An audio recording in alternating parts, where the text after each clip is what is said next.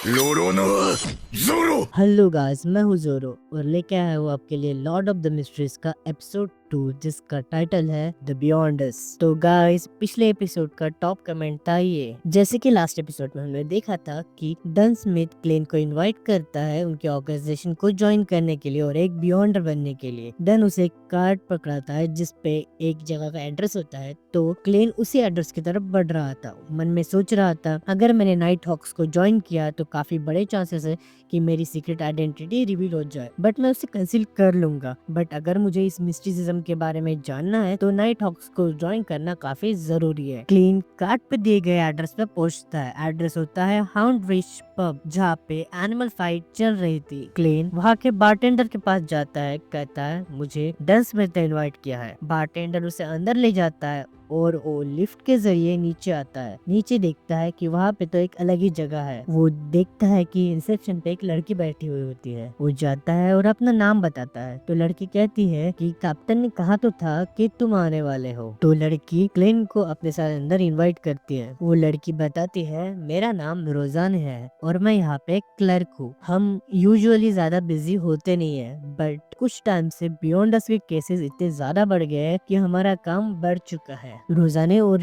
Klein आगे बढ़ ही रहे होते हैं। रास्ते में उन्हें एक लड़की मिलती है। रोजाने क्लेन से कहती है ये लड़की रोयल है, ये काफी सुंदर है ना। मैं इस लड़की से ज्यादा बात तो नहीं करती और बेहतर यही होगा कि तुम भी ना करो। वो दोनों नीचे आते हैं और पहले रूम में एक बंदे को देखते हैं। रोजानिया उसे बताती है इस बंदे का नाम फ्राई है। ये दिखने में अच्छा नहीं लगता, बट ये काफी अच्छा इंसान है, इसने ये मुझे स्केचिंग सिखाई है। रोजानिया और क्लेन की मुलाकात रास्ते में एक और बंदे से होती है। रोजानिया बताती है ये यहाँ पे नया है, ये बस यहाँ पे 6 महीने के लिए है और ये काफी नर्वस रहता है हर मिशन से पहले। इसका नाम है केनले। वो दोनों आगे बढ़ते हैं। अगले सीन में क्लेन और रोजाना दोनों ही कैप्टन के रूम के यानी डन के रूम के सामने होते हैं। क्लेन पूछता है रोजानिया से क्या तुम अंदर नहीं आओगी। रोजानिया जवाब देती है मुझे कैप्टन से काफी डर लगता है, जबकि वो काफी स्वीट और केयरिंग नेचर के इंसान है। अगले सीन में क्लेन डन स्मिथ यानी कैप्टन के रूम में एंटर करता है, तो कैप्टन कहते हैं क्या तुमने डिसाइड कर लिया कि तुम्हें ज्वाइन करना है। क्लेन हाँ कहता है मुझे ज्वाइन करना है। तो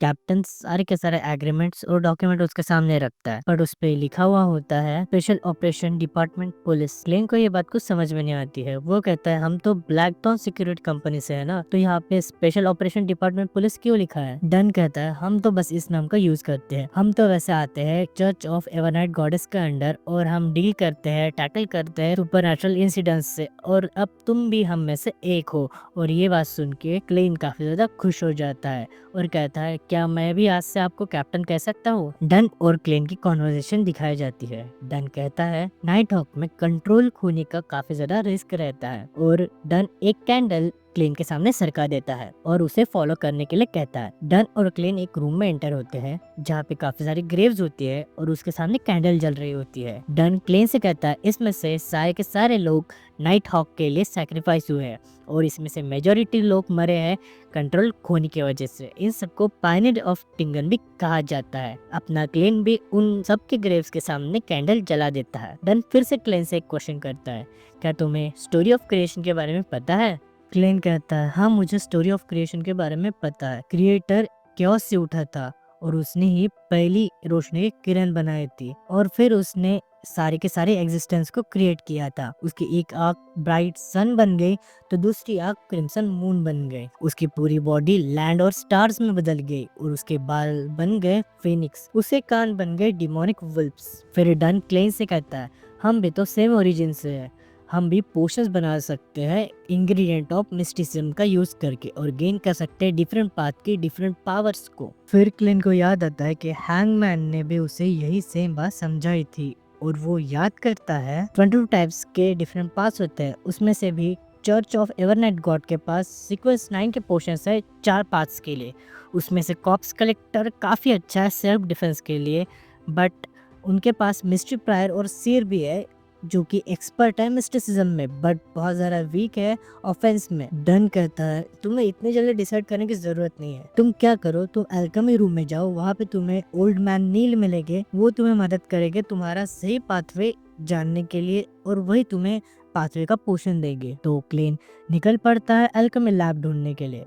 उसे अल्केमी लैब मिलती है और वो एंटर होता है अल्केमी लैब में। वो वहाँ देखता है ओल्ड मैन नील को, जो उससे पूछता है क्या तुम क्लेन हो, जो क्यों यूनिवर्सिटी से पढ़ा है, जिसने मास्टरी कर रखी है फासक और हर्मिज में। तो क्लेन बड़ी मॉडेस्टी से जवाब देता है, नहीं बस मैं 2 साल हर्मिज और फासक पढ़ी है, इतना कुछ खास नहीं। नील क्लेन को एक डायरी दिखाता है जो कि होती है लेट एम्परर रूजेल की, जिनके मौत के बाद ये डायरी कुछ टाइम तक मिसिंग थी। बट जब ये डायरी मिली तो इसमें से सिर्फ 3 ट्रांसक्रिप्ट्स को ट्रांसलेट किया गया, क्योंकि इसमें बहुत सारे मिस्टीरियस सिंबल्स थे जो कि काफी सारे पावर्स को छुपाए रखी हुई थी। 150 साल हो गए थे इस डायरी को लिखे हुए, पर कोई भी इंसान इस चीज को डिकोड नहीं कर पाया था। नील ने काफी कोशिश की और वो डिकोड कर पाया कुछ सिंबल्स को जो कि रिप्रेजेंट करते थे नंबर्स को। जब नील क्लेन को ये डायरी दिखाता है वो तुरंत ही पहचान जाता है कि ये लैंग्वेज तो चाइनीज है, ये तो मेरे पुराने वर्ल्ड से बिलोंग करती है। जब वो ज़ू में गया था वो चाइना में रहता था, सो इसके लिए कोई बड़ी बात नहीं थी ये लैंग्वेज को डिकोड करना।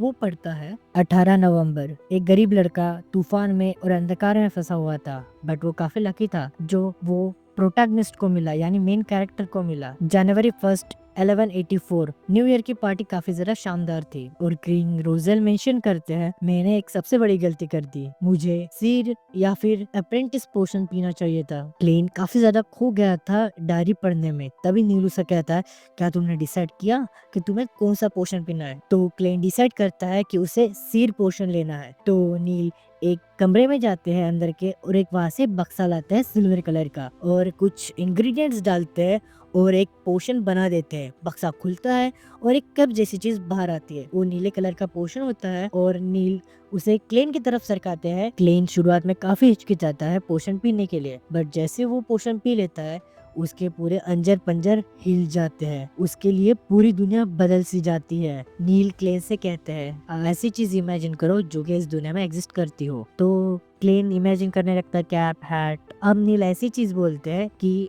तुम ऐसी चीज इमेजिन करो जो इस दुनिया में एग्जिस्ट नहीं करती। अपना क्लेन ऐसी ऐसी चीजें इमेजिन करने लगता है, हेलीकॉप्टर, बिल्डिंग, मिसाइल्स। उसकी इमेजिनेशन इतनी ज्यादा स्ट्रांग होती है पूरी की पूरी अल्केमी लैब हिलने लगती है, एक बहुत बड़ा धमाका होता है, यहाँ तक कि नील की भी फट जाती है। नील तुरंत ही क्लेन को शांत करने लगता है, क्लेन क्लेन बस अपनी पावर को कंट्रोल में लाओ, कंट्रोल में लाओ।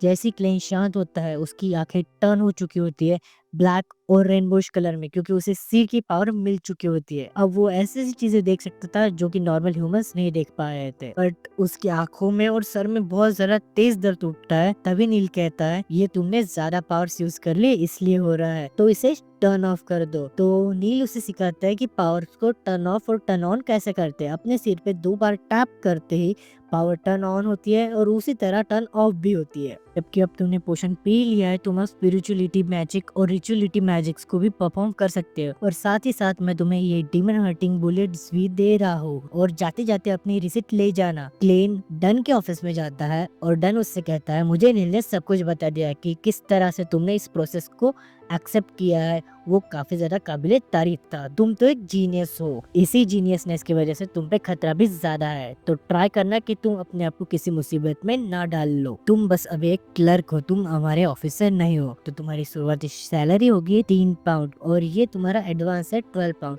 पैसों को देख के क्लेन की आंखों में चमक आ जाती है। क्लेन के भाई बेंसन को ही हफ्ते में 5 या 6 पाउंड मिलते हैं और ये सोच के वो काफी ज्यादा खुश हो जाता है। और डन उसे ये भी कहता है जाके एक केन खरीद लेना। डन उसे ये भी कहता है कि वेल्च के घर के आसपास घूमो, क्या पता तुम्हें एक डायरी कहाँ है याद आ जाए। तो क्लेन वैसे ही करता है, डन के घर के आसपास घूमने लगता है।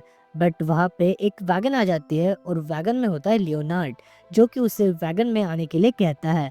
तो क्लेन वैसे ही करता है, वैगन में जाता है और बैठ जाता है लियोनार्ड के सामने। लियोनार्ड कहता है हमारे पास एक केस है एक मिसिंग बच्चे का, ये बच्चा कैसे गायब हुआ वो किसी को पता नहीं, तो तुम अपनी पावर से ढूंढो कि ये बच्चा कहाँ है। तो लियोनार्ड उस बच्चे का एक कपड़ा क्लेन को पकड़ा देता है और क्लेन अपनी पावर्स को एक्टिवेट करता है और ढूंढने लगता है कि वो बच्चा कहाँ है। उसे काफी ज्यादा विजन्स दिख रहे थे और वो बच्चा भी दिख रहा था, और वो कहाँ है वो ट्रैक कर रहा था, और वो एक मैंशन के सामने आकर रुक जाते हैं और वो मैंशन काफी ज्यादा क्रीपी लग रहा था। लियोनार्ड अपनी पावर्स का यूज करके दरवाजा तोड़ देता है, वो अंदर घुसता है, वो दोनों अंदर घुसते हैं। क्लेन बच्चे को बचाता है और लियोनार्ड उन दोनों से फाइट करने लगता है। लियोनार्ड काफी आसानी से उन दोनों को ही हरा देते हैं, बट उन दोनों में एक प्रॉब्लम थी, वो ना ही ह्यूमन लग रहे थे ना ही वो मॉन्स्टर लग रहे थे। तभी वहाँ पे एक मिस्टीरियस तरीके से पंख आ जाता है जो कि इनविजिबल हो जाता है। जैसे वो इनविजिबल होता है वो दोनों मॉन्स्टर में बदल जाते हैं और वो काफी स्ट्रांग बन जाता है। लियोनार्ड काफी ज्यादा स्ट्रगल करता है उस मॉन्स्टर को हराने के लिए, बट वो मॉन्स्टर जैसे ही हारने लगता है वो शैडो में बदल जाता है और वहां से भागने लगता है। लियोनार्ड उसके पीछे जाता है। क्लेन और वो बच्चा दोनों ही बाहर खड़े होते हैं। लियोनार्ड क्लेन से कहता है तुम हमारे सिर हो, उससे ऐसे ही जाने मत दो, उसे पकड़ो। क्लेन काफी ढूंढने की कोशिश करता है अपनी सिर की पावर से, बट वो उसे ढूंढ नहीं पाता है। तभी वो मॉन्स्टर अचानक दीवार से बाहर आता है। क्लेन के हाथ में रिवॉल्वर होती है और डीमन क्विलिंग बुलेट्स होती है जो कि उसे नेल ने दी थी। वो उस बुलेट को फायर करता है और मॉन्स्टर काफी बुरी तरह से जख्मी हो जाता है। मॉन्स्टर भागने की ट्राई करता है, बट लियोनार्ड अपनी पावर से उसे पकड़ लेता है। वो मॉन्स्टर को काफी ग्रेसफुली खत्म कर देता है, बट क्लेन इस कश्मकश में होता है कि वो इस जगह पे कहीं पे आ चुका होता है। उसकी वही धुंधली और हेजी मेमोरीज वापस आने लगती है और उसे वो दरवाजा दिखता है। उस दरवाजे से कुछ तो भी उसका रिलेशन है, उसे ऐसा लगता है। सीन शिफ्ट होता है और हमें दिखा जाता है लियोनार्ड और क्लेन को जो कि एक मॉन्स्टर की बॉडी के पास बैठे हुए होते हैं। लियोनार्ड क्लेन से कहता है मुझे ऐसे अनकंट्रोलेबल मॉन्स्टर से लड़ना बिल्कुल भी पसंद नहीं है, बट तुम में कोई तो भी बात है जो मुझे तुम्हारी तरफ अट्रैक्ट कर रही है। क्लेन इस बात से काफी ज्यादा क्रीप आउट हो जाता है और वो दोनों हाथ मिलाते हैं और उस मैंशन से बाहर निकल आते हैं। लेकिन अपनी घर की तरफ बढ़ पड़ता है और मन में सोच रहा होता है मेरे से काफी ज्यादा खुश हो जाएंगे कि मुझे इतनी जल्दी एक अच्छा जॉब मिल गया है। बट जैसे वो दरवाजे का डोर नॉब खुलता है वो देखता है वो तो अपने घर पे नहीं किसी और ही जगह पे आया होता है। क्लेन काफी ज्यादा कंफ्यूज हो जाता है और डर भी जाता है। क्लेन को वही डायरी दिखती है जिस पे लिखा हुआ होता है बाकी सब मर जाएंगे और मैं भी। और ये देख के क्लेन और भी घबरा जाता है, बट क्लेन की आँख खुलती है और वो अपने आप को पाता है उसी डेस्क पर और उसी टेबल पे जहाँ पे वो ट्रांसमाइग्रेट हुआ था। जिस जगह पे उस बच्चे को किडनैप किया गया था उसी जगह पे मुझे काफी सारे क्लू मिल जाएंगे, मैं यहाँ पे कैसे आया और एंटीगोनस फैमिली के बारे में भी